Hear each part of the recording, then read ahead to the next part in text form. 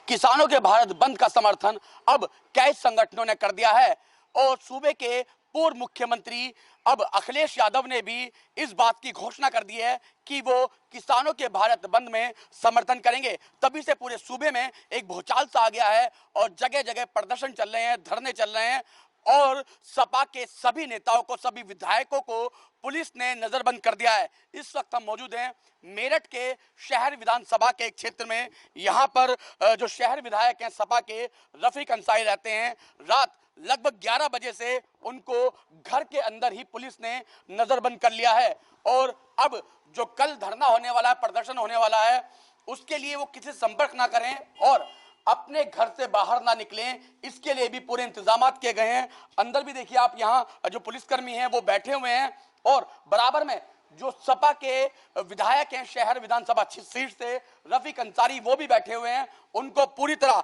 घेरा हुआ है पुलिस कर्मियों ने चारों तरफ से।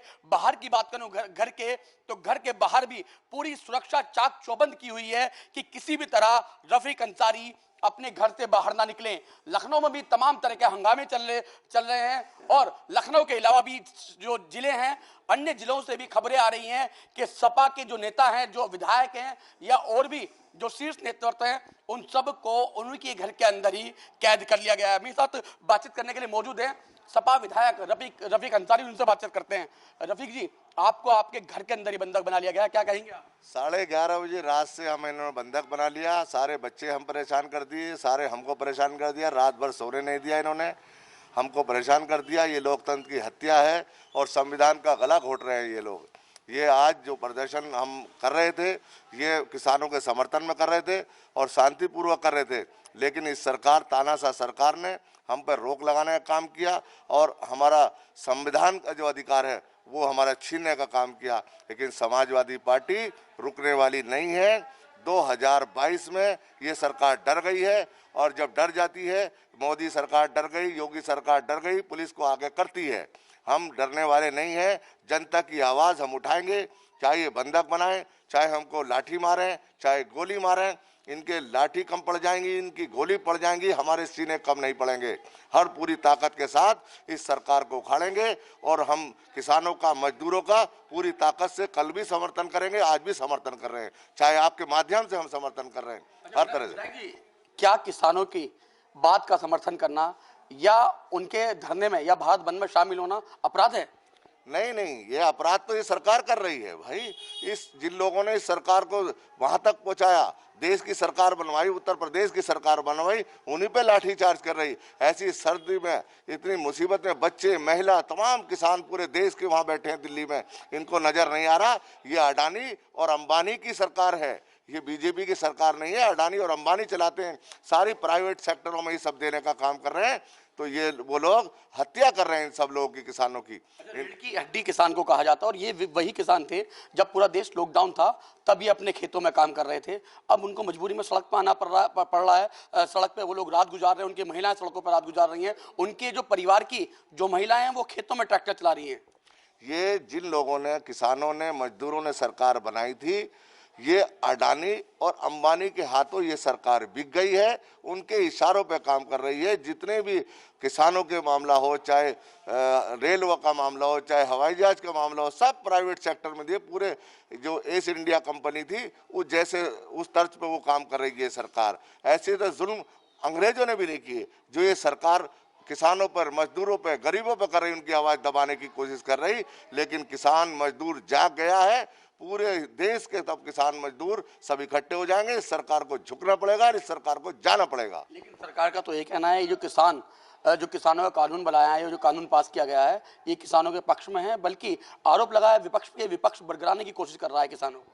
देखिए, किसी किसान ने नहीं कहा इनसे ये कानून बनाइए। आप किसने कहा इनसे कि ये कानून बनाइए, हमारे हित में बनाइए? अगर ये किसान इनके हित में होता तो देश का किसान वहाँ क्यों इकट्ठा होता?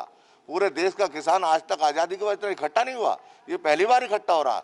और देश के किसान को आज ये आतंकवादी बताते हैं, आज खालिस्तान के लोग बता रहे हैं, जिन लोगों ने सरकार बनाई इनको। ये ऐसे लोग हैं, इस देश के विरोधी सरकार है ये देश। सरकार तो विपक्ष पर सीधा सीधा आरोप लगा रही है कि विपक्ष भड़का रहा है इन किसानों को। किसान तो भोले भाले हैं, लेकिन विपक्ष भड़का रहा है, ऐसा सरकार का कहना है। वहाँ पर ये जितने लोग बैठे हैं, कोई किसी पार्टी का कोई नेता नहीं बैठा है, सब मजदूर और किसान बैठे हैं और सबको ऐलान कर दिया कोई हमारी पार्टी का आदमी हमारे साथ नहीं आएगा। हम किसान पूरी ताकत से लड़ने के लिए तैयार हैं और सब पार्टी आज समर्थन कर रही है उनका।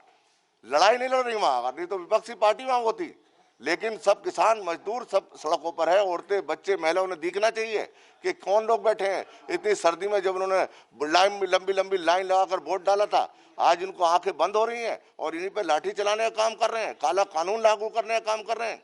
समाजवादी पार्टी इनका विरोध करेगी और किसानों का समर्थन करने के लिए सड़कों पर लेकर विधानसभा लोकसभा तक आवाज उठाएगी। अच्छा विधायक जी, ये बताइए, आपके जो मुखिया हैं अखिलेश यादव, उन्होंने कह दिया है कि हम किसानों का समर्थन करेंगे, हम भारत बंद करेंगे, हम सड़कों पर जाएंगे, आंदोलन करेंगे, धरने में भी शामिल होंगे।